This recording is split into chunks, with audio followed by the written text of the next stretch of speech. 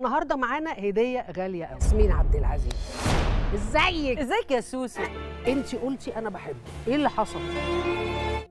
ظهرت الفنانة ياسمين عبد العزيز في برنامج صاحبة السعادة مع الإعلامية إسعاد يونس، وهي تكشف كواليس طلاقها من الفنان أحمد العوضي، واللي سببت صدمة كبيرة للجمهور مؤخرا. ورد الفنان أحمد العوضي على تصريحات ياسمين عبد العزيز في برنامج صاحبة السعادة، ونشر فيديو جديد عبر حسابه على فيسبوك المقطع فيديو من مسلسله الأخير حي عرب. وعلق العوضي على الفيديو وكتب رد فعلها أول لما قال لها إنه هيتجوز واحدة تانية غيرها.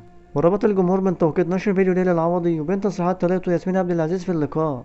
وواجهت الفنانة والإعلامية إسعاد يونس سؤال ياسمين عبد العزيز عن اللي حصل أدى إلى الطلاق، وقالت لها انت كنت بتحبيه، امال ايه اللي حصل؟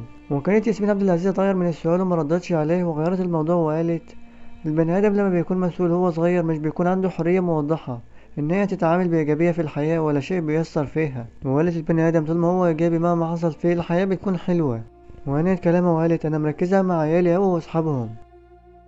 وبكده نكون وصلنا لنهاية الفيديو. ما تنساش تشترك في القناة وتفعل زر الجرس وتعمل لايك للفيديو ليصلك كل جديد.